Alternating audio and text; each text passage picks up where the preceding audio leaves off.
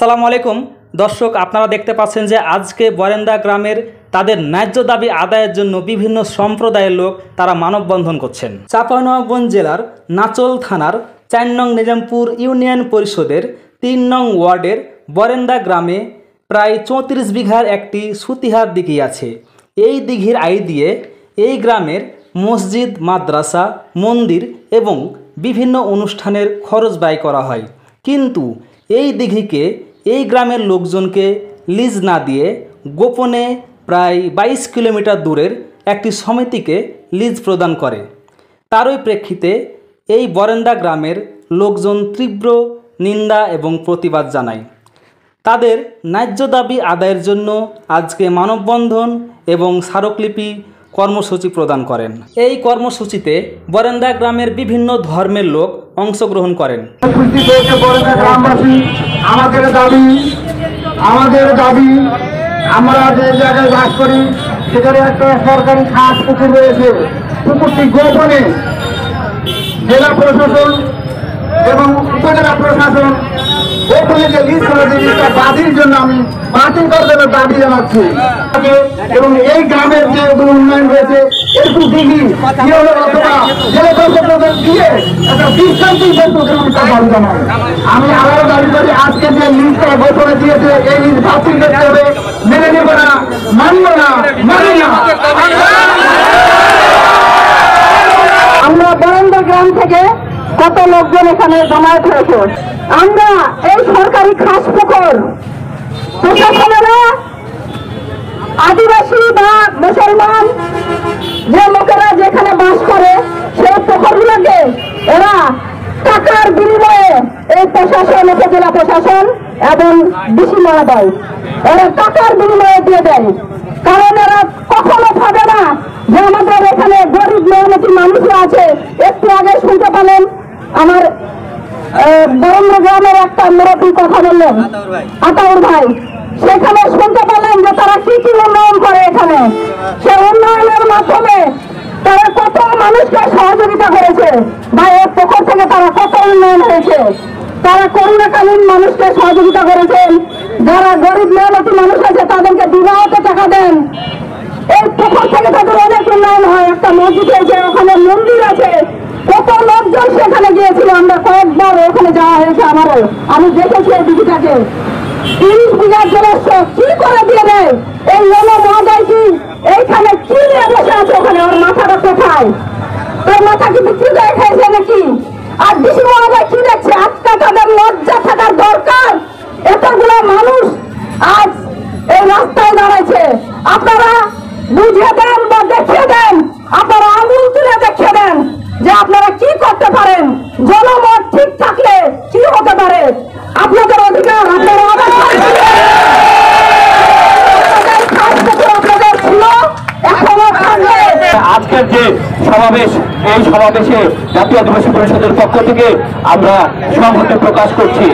সংহতি প্রকাশ করে একটি কথা বলতে চাই।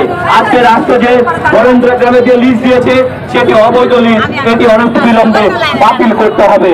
কারণ সুতহার যে পুকুর লিজ কিন্তু যে দিঘি রয়েছে সেই দিঘি সেই অঞ্চলের মানুষের উন্নয়নের একটি ধারাবাহিকতা প্রতিনিয়ত একটি অব্যাহত রয়েছে এবং সেখানে যে সম্প্রীতি রয়েছে সেই সম্প্রীতি আমরা বাংলাদেশের অনেক জায়গায় দেখতে পাই না। যদি সেই ধরনের সম্প্রীতি থাকতো তাহলে আজকে বাংলাদেশ উন্নতির সর্বশিখরে পৌঁছে যেতে পারত। আপনারা দেখবেন সেখানে যে উন্নতি হয়েছে, আমার পূর্ব দত্ত বলেছেন, সেইখানকার যে দিঘি সেটা দিয়ে তারা মন্দিরের উন্নয়ন করেছে, সেটা দিয়ে মসজিদের উন্নয়ন করেছে। যারা হতদরিদ্র তাদেরকে তারা সেখান থেকে সহায়তা করেছে। যেই সহায়তা বাংলাদেশের সরকার পর্যন্ত করতে পারে না, মানুষের দোরগোড়ায় যেতে পারে না, কিন্তু সেই অঞ্চলের মানুষ সেই কাজটি করছে। সরকারের একটি দায়িত্ব তারা কিন্তু সেখানে খুবই অন্তরালে পালন করছে।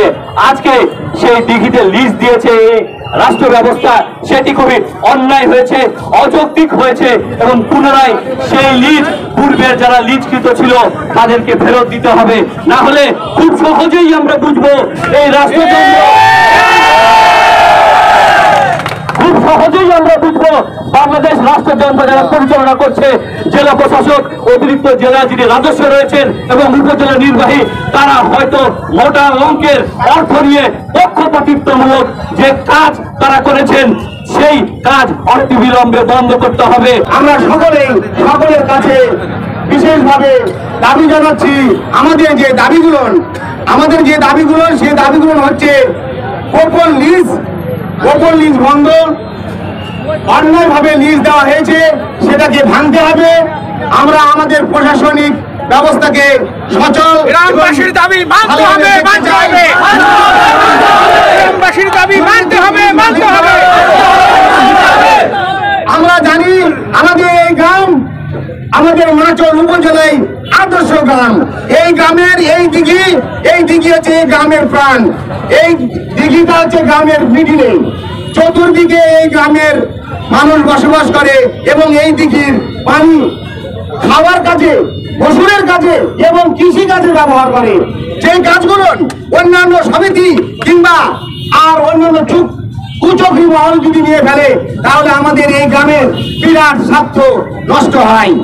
বিশেষ করে জনগণের পক্ষ থেকে, গ্রামবাসীর পক্ষ থেকে আমাদের গ্রামের বয়স্ক মানুষ যারা হাজী সাহেব কখনোই ভাবেনি, কখনোই চিন্তাই করেনি আমাদের গ্রামের দিকে কি করে অন্যত্র চলে যায়, তারা খুব আফসোসের সহিত বলছে আমরা জীবন দেব তবু এই দিকে। আমাদের দাবি, আমাদের দাবি, আমাদের দাবি, আমাদের দাবি।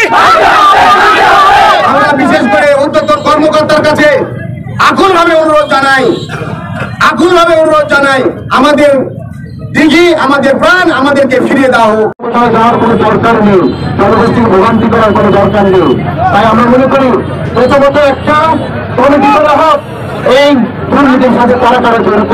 এখানে চার মহিলা অবস্থার যে সভাপতি আছেন এবং একই সঙ্গে এর সাথে যুক্ত যারা প্রশাসনিক কর্মকর্তা আছে তাদেরকে ধরনের সব বেরিয়ে আসবে। কিভাবে গ্রামে উপস্থিত ছিল 1975 সালে একটা এই দিঘি সংস্কার করা হয়েছিল 3333 মূল দণ্ডে এবং তখন থেকে আমরা এই গ্রামে অদ্যাবধি সরকারের নীতিমালা অনুযায়ী লিজ নিয়ে এই গ্রামে আমরা গ্রামের উন্নয়নমূলক যে কথাগুলো শুনলেন সবই সঠিক আছে। যদি মিথ্যা প্রমাণ হয় যে দেখবেন আপনার সম্পূর্ণ এই বিষয়গুলো। তাদের ন্যায্য দাবি আদায়ের জন্য জনগণ বরেন্দা গ্রাম হয়ে নাচল উপজেলা পর্যন্ত যায়। অবশেষে ইওনো স্যার জনগণকে আস্থা দিয়ে স্মারকলিপি জমা নেন এবং ডিসি স্যারের সাথে যোগাযোগ করতে বলেন। বরেন্দা গ্রামবাসীর একটাই চাওয়া, একটাই পাওয়া, তাদের ন্যায্য দাবি, তাদের এই সুতিহাত দিঘি তাদেরকে ফিরিয়ে দিতে হবে, ফিরিয়ে দিতে হবে, ফিরিয়ে দিতে হবে। গ্রামবাসী খুশি হয়ে সবাই নিজ বাড়িতে ফিরে আসেন। সবাই ভালো থাকেন, সুস্থ থাকেন।